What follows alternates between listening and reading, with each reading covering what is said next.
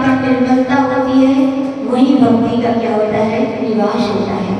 याद रहे, जहाँ श्रद्धा होती है वहाँ भक्ति दौड़ लगाती है, और जहाँ भक्ति होती है वहाँ स्तुतियाँ अपने आप क्या है, बन जाया करती हैं।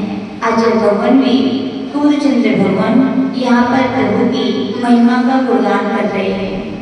सूर्यचंद्र भगवान के बारे में ऐसा किंवदंती आती है कि जब वे दीक्षा लेकर के सूर्यचंद्र भगवान चित्तौड़गढ़ आपके मेवाड़ में आए, कहाँ है, मेवाड़ में आए, और उनके लिए पार्श्वनाथ भगवान का जिनालय मिला, और वे उनके जिनालय के अंदर गए। कहाँ गए, जिनालय के में जब वे अंदर जाते हैं तो वहाँ पर पार्श्वनाथ भगवान के दर्शन करने के बाद उन्हें एक स्तंभ दिखाई देता है। क्या दिखाई देता है, एक बहुत बड़ा स्तंभ दिखाई देता है, और वहाँ उनकी स्तंभ पर दृष्टि पड़ी तो उन्होंने स्तंभ को एक ओर से खुला देखा। क्या देखा कि स्तंभ एक ओर से खुला है, और उन्होंने उसको पूरा खोलने की कोशिश की, लेकिन उन्हें सफलता नहीं मिली। लेकिन फिर भी बहुत बड़े साधक थे, उन्होंने कुछ ऐसे प्रयत्न किए, ऐसा पुरुषार्थ किया कि उन्हें सफलता हो गई।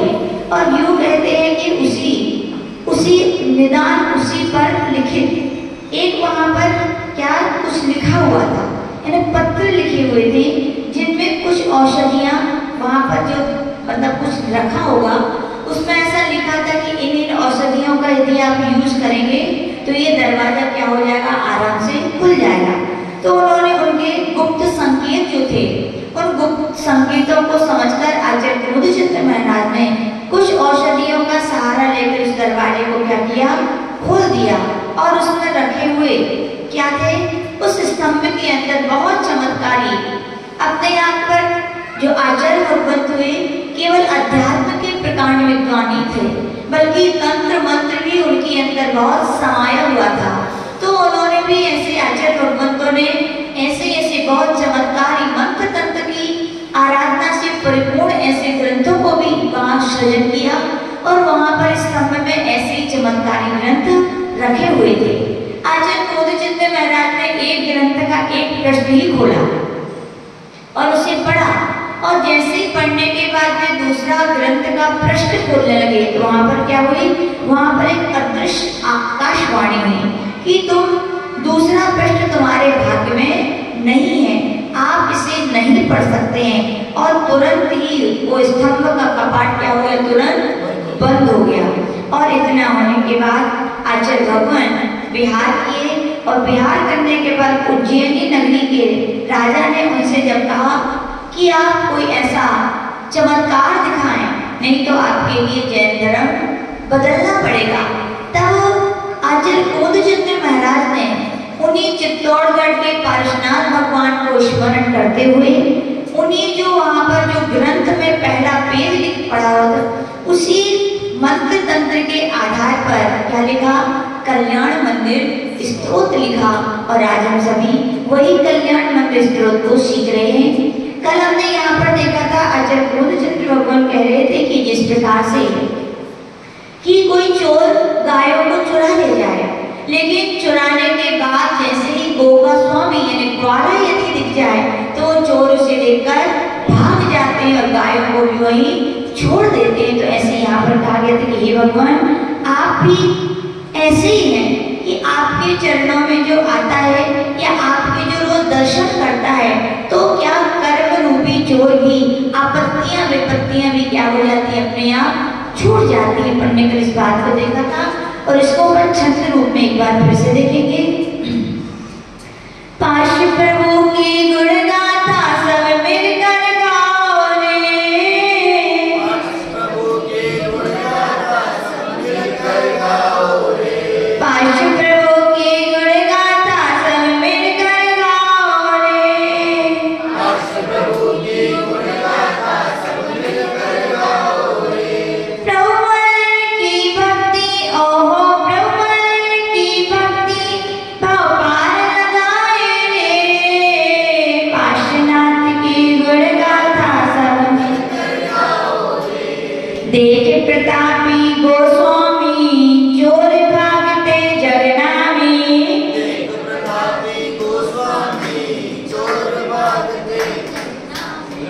देख प्रतापी गोस्वामी चोर भागते जगनामी।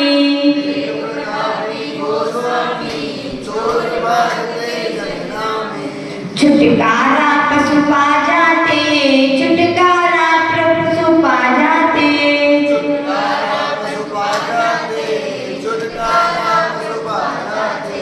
तीन लोक के हे पालक, दश आपका अविनाश।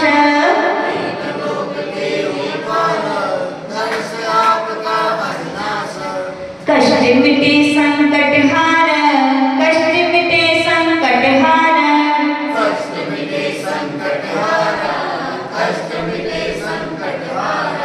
जिनवर का दर्शन ओहो, जिनवर का दर्शन भावबंध छुड़ाए रे। पाश प्रभु के गुण गाथा सब मिलकर गाओ रे।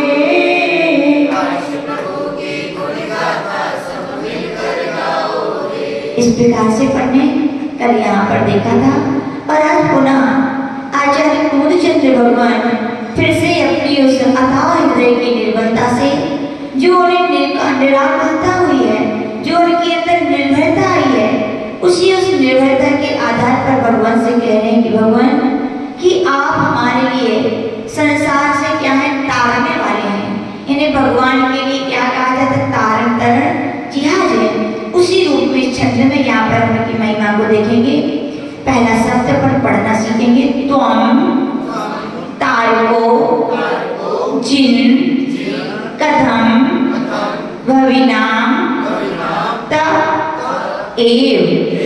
तम तारिको जिन कथम भविनाम त एव।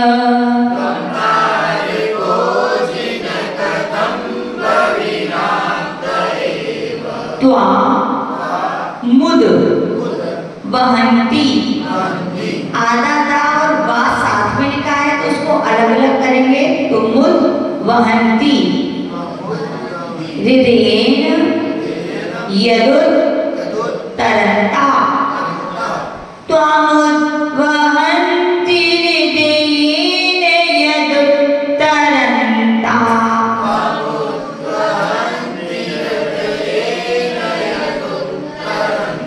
यद्वा द्वितिस तरती यज जल मेष नून। यद्वा द्वितिस तरती यज जल मेष नून।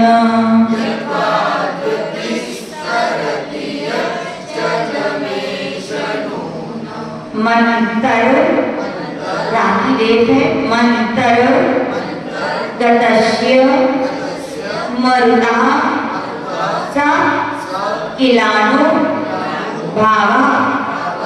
मंत्र गतस्य मरुता सा किलानो भावा।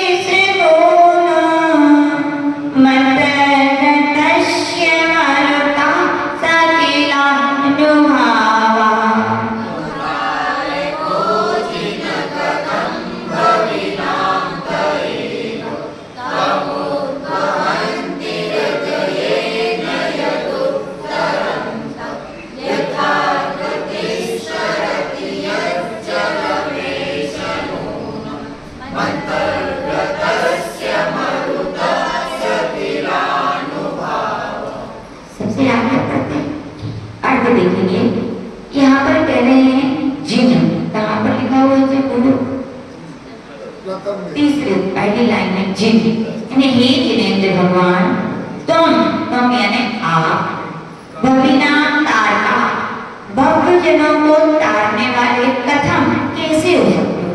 कुलचंद्र भगवान यहाँ पर भगवान से कह रहे हैं भगवान, लोग में कहते कि भगवान सबको तारने वाले होते हैं। प्रश्न कर रहे हैं आप भक्तजनों को कैसे तारने वाले सकते हो। क्यों? यद क्योंकि उत्तरंता आप भी संसार समुद्र से पार हो चुके हो। जब आप संसार सागर से पार चुके हो, आप सिद्धालय में जाके विराजमान हो चुके हो, तो फिर हमें कैसे आप पार लगाओगे?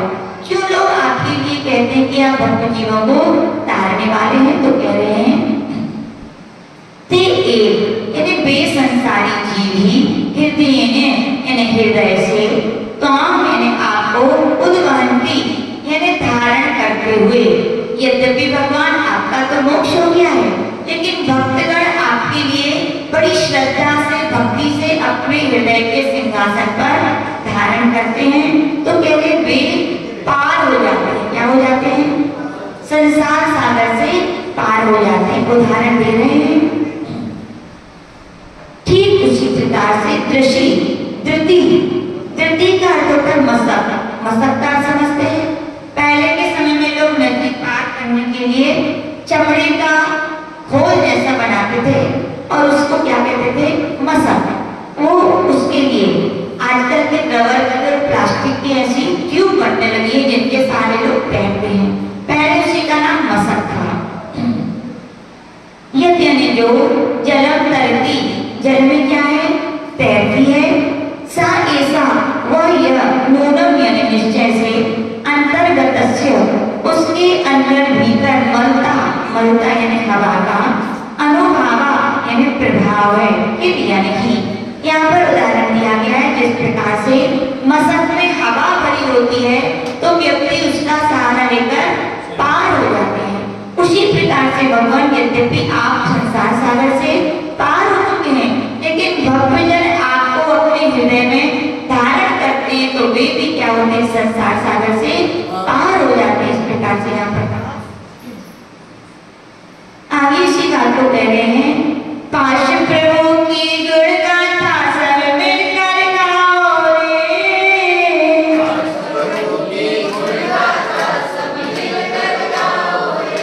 पाश प्रभु की गुण गाथा सब मिलकर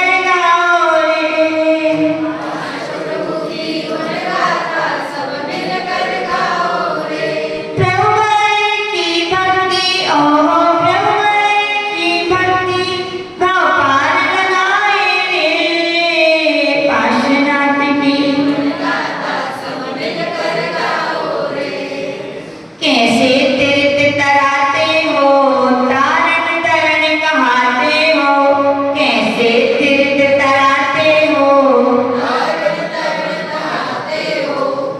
हृदय में आते हो, भक्त हृदय में आते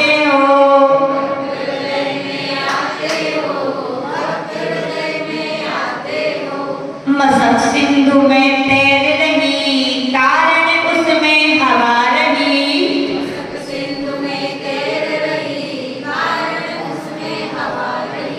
भवदधि नौका पार गई, भवदधि नौका पार गई।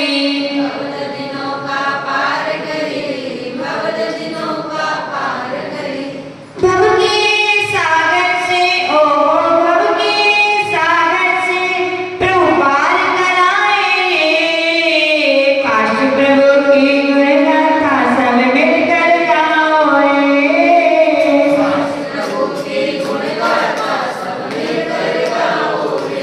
तो इस प्रकार से यहाँ पर देखा और हमने एक दिन बताया था पार्श्वनाथ भगवान का नाम ही ऐसा है कि नहीं? कितने शब्द हैं? पारस। क्या हटाना है? रा हटाने के लिए पास, यानी कि भगवान पार्श्वनाथ जिन भक्तों के हृदय के पास आते हैं तो क्या होता है? उनके हृदय में रहने से आत्मा में क्या होता है? हटा दीजिए ने रस, ऐसा आत्मरस, ऐसा भक्ति का रस, ऐसा श्रद्धा का रस उनके अंदर क्या होता है? जागृत होता है कि वो क्या हो जाते हैं? सहारा दीजिए पार हो जाते हैं। तो यहाँ पर यही बात तो कही गई। यहाँ पर आचार्य भगवान कुलचंद्र महाराज अन्य छंदों की महिमा को बताने वाली जैसी कहानियां कथानक है। इस कहानी का भी कथानक यहाँ पर लगा गया है। वह इस प्रकार से है कि एक राजा था। कौन था? एक राजा था और उसके कई राजा मित्र थे, क्योंकि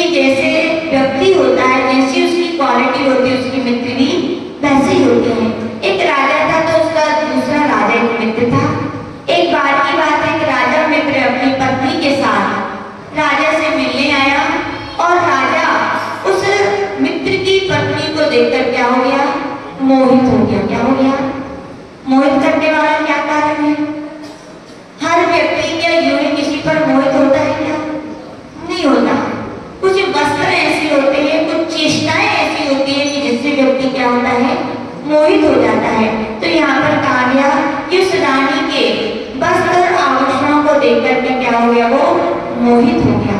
इसीलिए हमारे आगम में कहा गया है स्त्रियां श्रृंगार करें। क्या करें? क्या करें? लेकिन किसके लिए श्रृंगार? बोलो। करवालों के लिए। ग्रंथों में कहा गया स्त्रियों का श्रृंगार पति होता है, और जितना भी श्रृंगार किया जाता है किसके लिए किया जाता है? पति के लिए। लेकिन आज का समय कितना बदल गया है। पहले घर में प्रोग्राम होते थे तो भोजन कौन बनाती थी? घरवाली।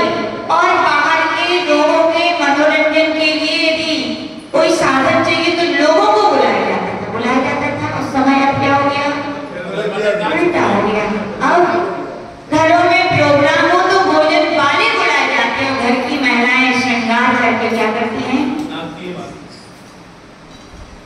याद रखना। लेकिन ये हमारी संस्कृति है क्या? ये हमारी संस्कृति नहीं है। हमारी संस्कृति तो क्या है? यही है कि मर्यादा से रहें। और जब तक याद रखना मर्यादाएं हैं, जब तक तो शील की रक्षा है। किसकी रक्षा है? स्वयं के शील की रक्षा है, और दूसरों के विकार परिणाम भी उत्पन्न नहीं होते। लेकिन लगता है वो राजा की रानी उसके वस्त्र आभूषणों को देख करके वो राजा क्या हो गया? मोहित हो गया। इसलिए ध्यान रखना, श्रृंगार जब भी करें किसके लिए करें? पति के लिए। किसके लिए? और पति ही आपका श्रृंगार है। लेकिन आज का समय बदल गया।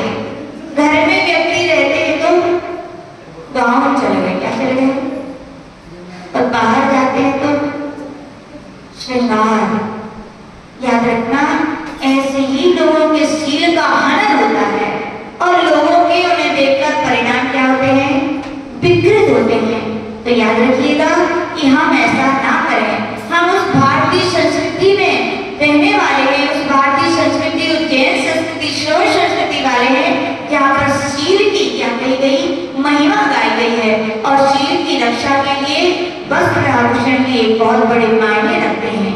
तो यहाँ पर उस पत्नी को देख करके उसकी राजा क्या हो गया? सम्राट मोहित हो गया। दूसरा मोहित हो सकता है, लेकिन हमारी संस्कृति रही है कि जो पत्नियां होती वो धर्म पत्नी होती। क्या होती हैं? और मतलब कितने पति होते हैं?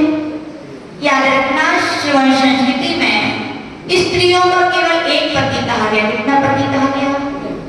पुरुष तो अनेक विवाह कर सकते हैं, लेकिन स्त्रियां अनेक विवाह नहीं कर सकती। क्यों?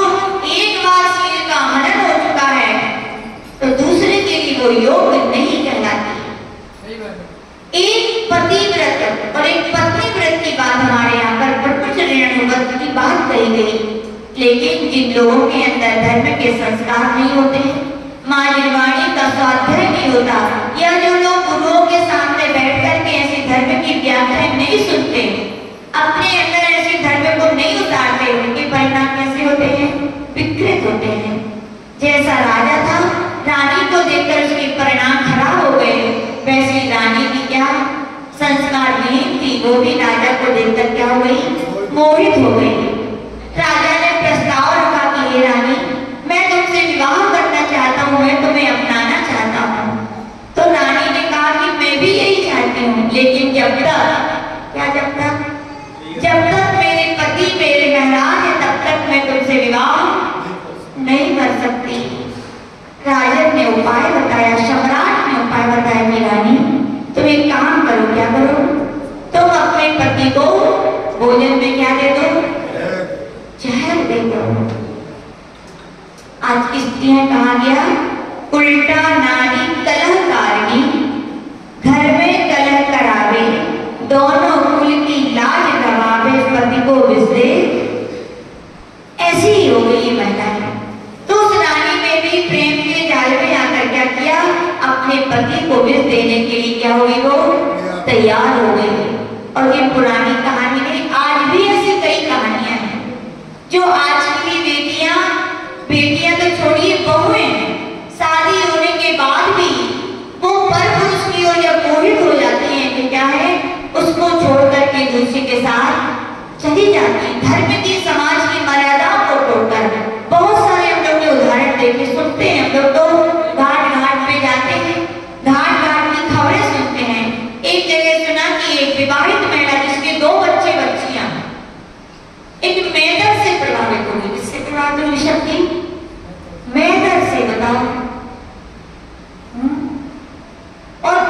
कुल की, इसकी जैन कुल की महिला एक मेहतर से जुड़ गई और योगायोग भागने का प्रयास किया तो भाग भी गई।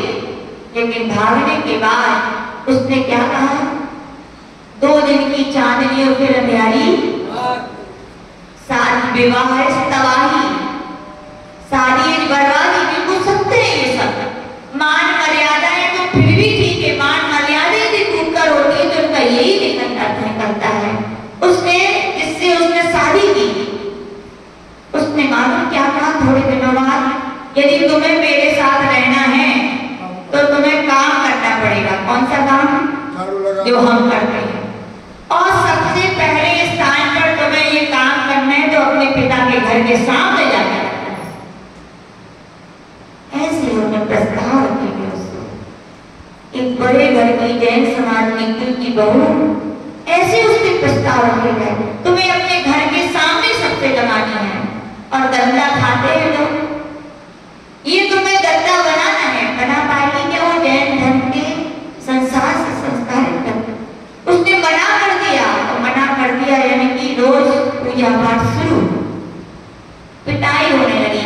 अब याद आ रहा था कि मैंने ये गलत कर दिया, अब पछताए होता है। पहले की लाइन क्या है?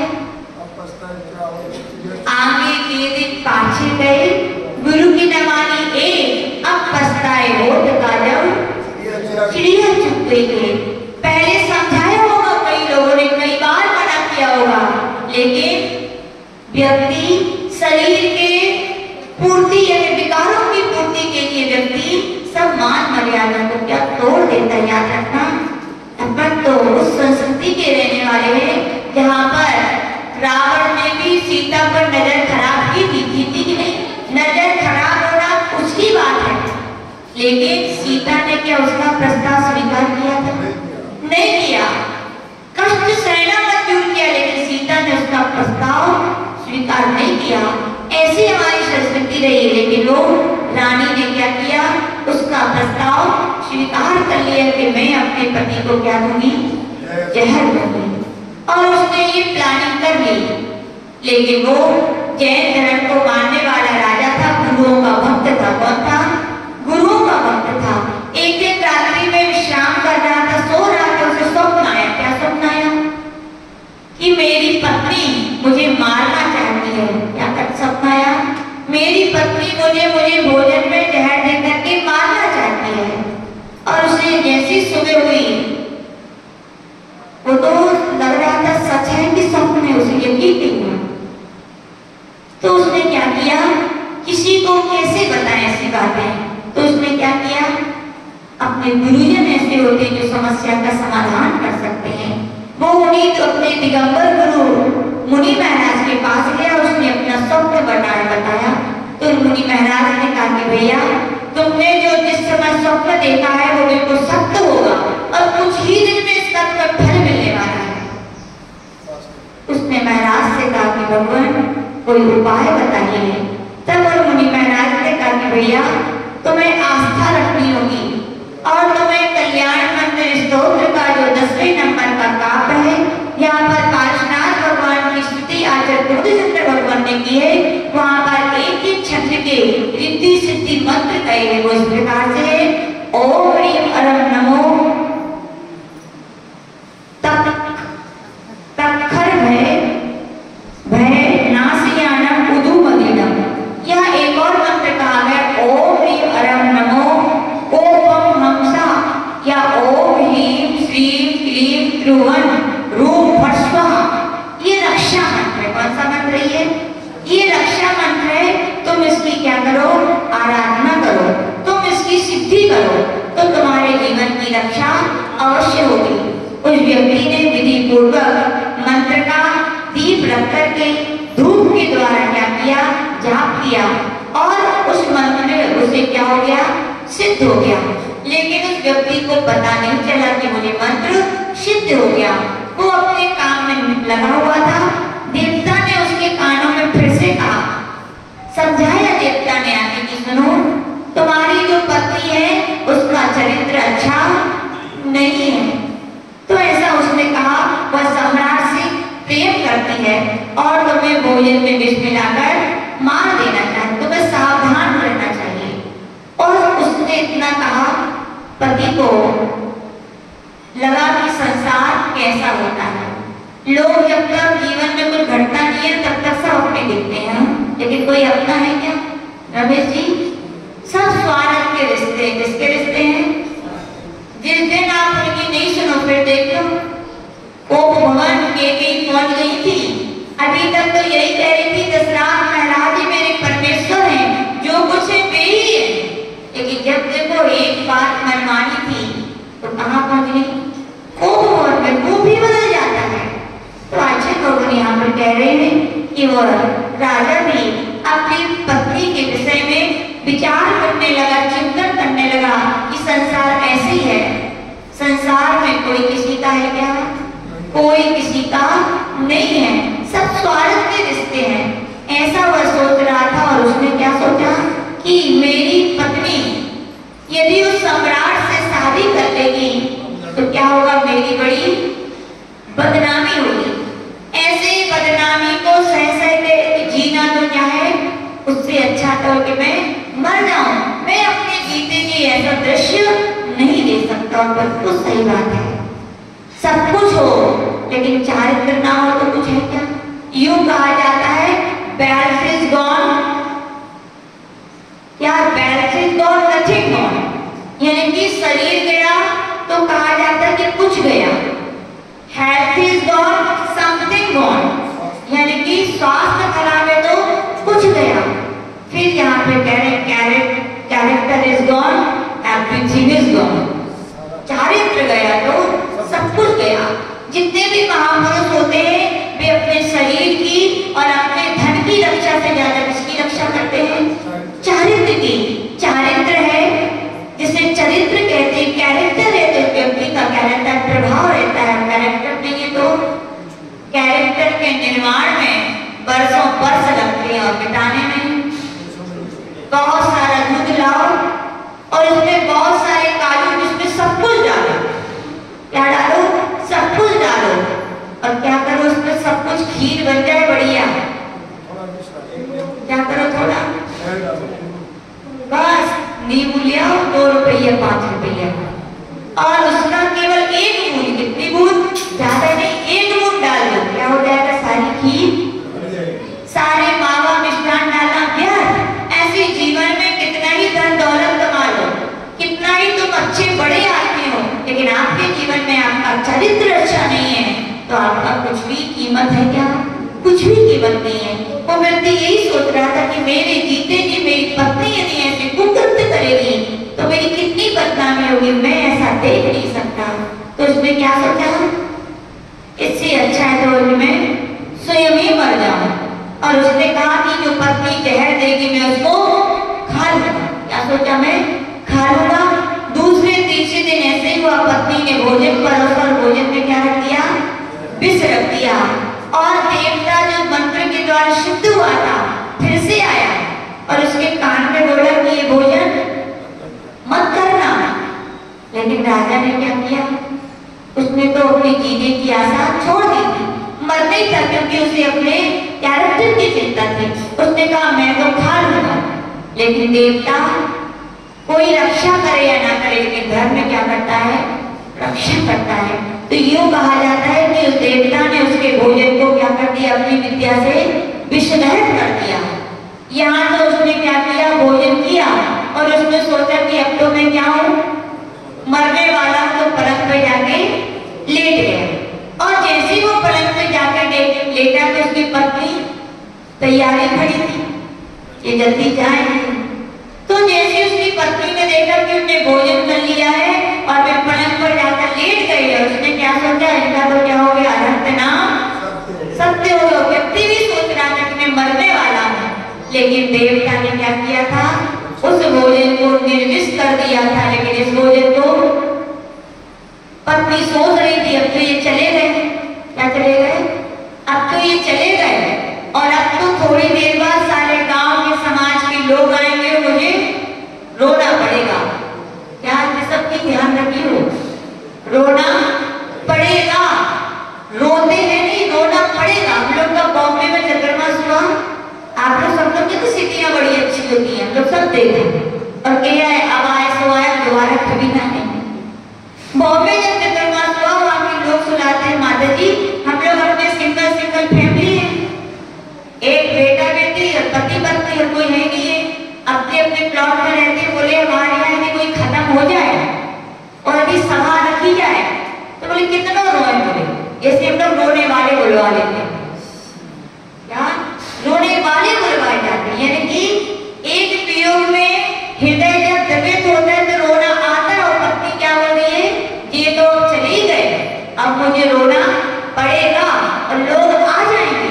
तो उसने सोचा अच्छा भैया अगर तो सुबह ही सुबह है, क्या सोची सुबह ही सुबह हुई है, अभी तो दिन भर पड़ा है। बोले अपन भी भोजन कर लो, क्या सोचा उसने, अपन भी भोजन कर लो। और जैसे ही उस पत्नी ने क्या किया, भोजन किया, क्या हो गया, अनंत नाम सत्य हो गया। उस पत्नी का क्या होगा, खात्मा खत्म हो गया। यानी कि कहने का तात्पर्य, जो व्यक्ति जिसके लिए जैसा गड्ढा खोदता है उसके लिए क्या होता है, वैसा फल प्राप्त होता है। तो आचार्य प्रभु ने इस प्रकार से यहाँ पर कहानी कही कि ऐसी भगवान की जिनेंद्र भगवान की भक्ति करने से विष्णु क्या हो जाता है, निर्विष हो जाता है। और ये कई उदाहरण है वैदिक पुराणों में भी, आप लोग ने उदाहरण सुने हो, किसका सुना, मीरा का, किसका सुना, मीरा भी श्री कृष्ण नारायण की भक्ति में अथाह लीन रहती थी और उसकी दीनता से उसके घर वाले परेशान हो गए कि ये कैसे ये दिन भर श्री कृष्ण नारायण की भक्ति में लगी रहती है। तो क्या किया था, उनके परिवार वालों ने उनके लिए क्या किया था, विष दिया था प्याला। और वो गांव हम लोग देखे भी आए, हमें याद नहीं है कहाँ था वो, नाम भी याद नहीं है, मुझे गुरुदेव के साथ कहते हैं राजस्थान गांव कुछ था, हाँ गांव का नाम रास्ते था तो जो भी है, वहां पर एक उसका चबूतरा भी बनाया गया, उसको विष पिलाया गया। लेकिन यूँ कहा जाता है कि भगवान की श्रद्धा और भक्ति के साथ उसने विष भी पिया तो क्या वो मरी क्या, नहीं। यानी कि धर्म में अपनी भगवान की श्रद्धा का इतना प्रभाव होता है कि विष भी निर्विष हो जाते हैं। इस कहानी से हमें शिक्षा लेनी चाहिए। सबसे बड़ी तो ये कि हर स्त्री का और हर पुरुष का जो विवाहित है उनका एक पति और एक पत्नी व्रत होना चाहिए। और व्रत खाली होना नहीं चाहिए, उसका मन वचन काया से पालन करना चाहिए। क्योंकि पूज्य गुरुदेव कहते थे कितने ही व्रत कर लो, भगवान के कितनी पद्मावती की, लेकिन यदि एक पति व्रत नहीं है तो याद रखना कुछ काम में आने वाला नहीं है। मन से भी यदि आपका परिणाम विकृत है, चाहे पुरुष हो आपका एक पत्नी व्रत है, लेकिन मन से भी यदि आप पराई स्त्री के विषय में सोच भी रहे हो तो आचार्य भगवान कह रहे हैं सारे धर्म की आराधना उपासना साधना क्या हो जाएगी, व्यर्थ हो जाएगी। आपको पता होगा रावण ने परिस्थिति सेवन किया था क्या, केवल क्या किए थे, भाव किए, क्या किए, सोचिए परिस्थिति सेवन के भाव किए, क्यों किए, क्या वो सीता का हरण करके गया है तो सीता का क्या जबरदस्ती नहीं कर सकता था, उसमें भी उस रावण सीता को बचाने वाला पता है क्या था, रावण जब कनकगिरी कर्नाटक में आप जाएंगे तो वहां पर रावण जब वहां पर अनंत वीर नाम के मुनि महाराज का केवली का वहां पर समूषण आया तो वहां पर कहा जाता है रावण वहां पर गया, वहां पर सब भक्त जीवों ने भगवान की देशना को सुनकर के कुछ ना कुछ नियम लिए। तब वहां पर भगवान किसी मुनि महाराज ने कहा रावण देखो ये सब जीव कुछ ना कुछ नियम ले रहे हैं, क्योंकि जैसे फूटा हुआ घड़े में रखा गया जल क्या रह पाता है, व्यर्थ होता है, खराब हो जाता है। वैसे मनुष्य जीवन पा करके यदि कोई भी नियम व्रत नहीं है तो हमारा जीवन भूखे हुए जलते समान जितने भी उपलब्धियां सब बेकार चली जाएंगी। इसके तुम भी क्या करो, कोई नियम धारण करो। तब रावण सोचता है कि मैं नियम कैसे लूं, मुझसे तो कुछ हो गई नहीं।